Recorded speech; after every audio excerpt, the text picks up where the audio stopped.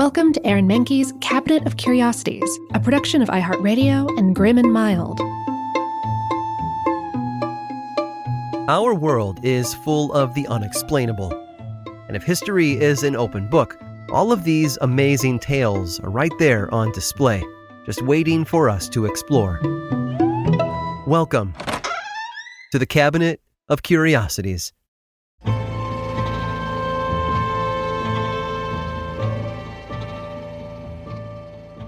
Everyone loves their pets.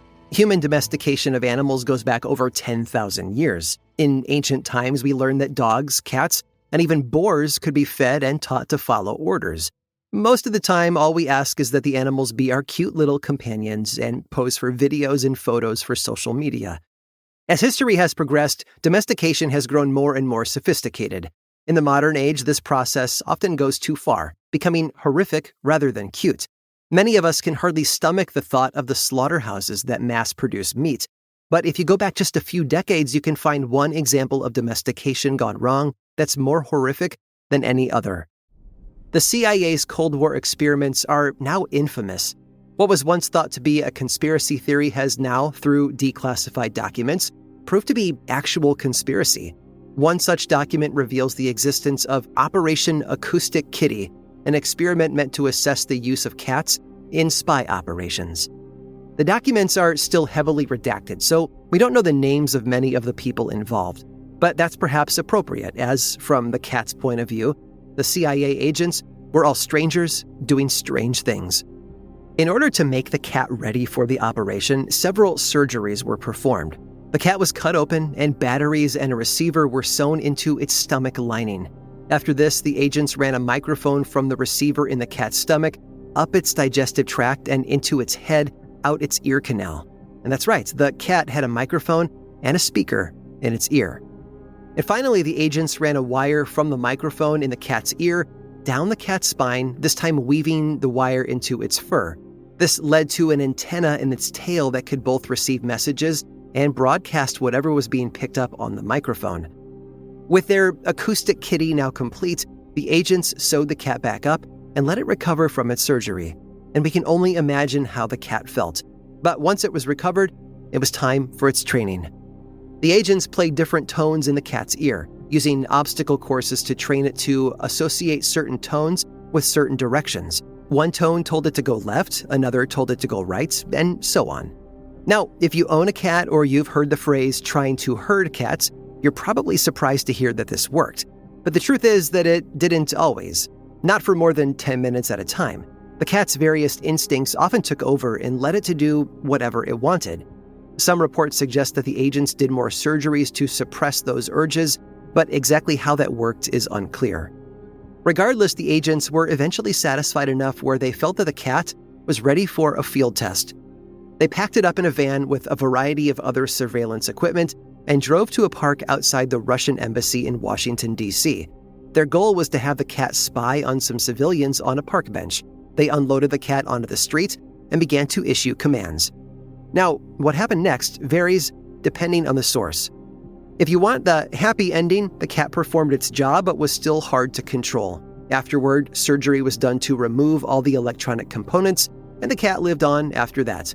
But if you want the sad, and to be honest, darker ending, one report says that the cat began to cross the street and was immediately hit by a taxi, destroying years of hard work and millions of dollars in taxpayer money. Whatever the true story, the CIA came to the conclusion that cats would never be an ideal ally in the spy trade. This is one example of domestication that went way too far and yielded no results in the process. They say that curiosity killed the cat, but in this case, the curiosity was the CIA's.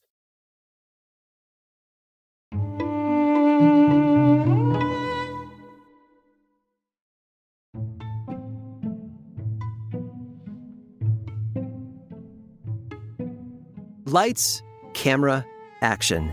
Those three magical words are the first thing we learn about the process of making films. A cliche that by now is a little out of date. These days, if a director has to call for the lighting to be turned on right before a shot, something else has gone very, very wrong. Since the dawn of the 20th century, though, motion picture producers have been striving to create something worth seeing on the silver screen, imagery that's so transporting that you just have to go out and see it for yourself. Today, thousands of artists work over computer screens to make such spectacles happen. In the 1920s, though, if you wanted something spectacular, you had to invent it in physical reality. Which brings us to the story of Noah's Ark. Not the Bible tale, but the 1928 film adaptation of it, produced by the Warner Brothers. Adapting works from the Bible was a popular strategy for blockbuster success. Just 4 years earlier, Cecil B. DeMille had directed a silent film version of the Ten Commandments, which made Paramount Pictures almost 4 times its budget. So, producer Daryl F. Zanuck saw the opportunity. He gave the story to a hand-picked screenwriter and hired an up-and-coming director for the job, a 38-year-old Hungarian-American named Michael Curtiz. Now, in case you've never seen it, the climax of this film would involve a truly terrifying amount of manpower, the Great Flood. In the Bible, this flood destroys every living thing on Earth, save for Noah and his family and the animals that they managed to save in the ark. So, in order for this divine apocalypse to play out on screen, it had to be a showstopper. As many as 7,000 extras were brought on for this scene, along with livestock. The plan was to actually flood the set, with all of these people there. The biblical city was built to break away in the water, dramatically collapsing as man's hubris was squashed by the wrath of God. Cinematographer Hal Moore was an early voice speaking up against the plan. He confronted the director and producer Daryl Zanuck. Allegedly, he asked what would be done about the extra people, and Curtis replied, "They'll have to take their chances." And it was then that Moore walked off the set to be replaced by a different cameraman. On the final day when the flood sequence was to be filmed, there were 14 cameras rolling, and on cue, torrential waves of water were released onto the set. Now, accounts differ on how much water the flood required. Some say 4 million gallons, others point the estimate closer to 1 million. Whatever the case, the effect was intense. The set broke and shattered, not just at the key points designed to give way. One of the leading actors, George O'Brien, had 2 of his toenails ripped off by the water pressure. But that was the least of the damage. Extras and cattle went from performing to fighting for their lives. Many accounts afterward claim that the water ran red with blood. After the scene, 35 ambulances rushed to the rescue. It is frequently claimed that in the chaos, 3 people lost their lives, and Hal Moore has even said that at least 1 man lost a leg. Many of the stars involved spoke openly in their later years about how harrowing the sequence was, how the producers were not just reckless, but ruthless. Alfred Hitchcock would infamously say that actors should be treated like cattle, and in circumstances like these, it's hard to argue that they were treated much better. But there was only so much they could do. In an era before robust safety regulations and labor unions had entered Hollywood, performers were only safe if a studio wanted them to be protected. Production records from Noah's Ark have either been lost or destroyed, and all we have to go on are the accounts of those who were there, like the actors and the crew. Their description of a flood flecked with blood and a set crashing down around them paints a terrifying picture, even if the tangible details remain something of a mystery.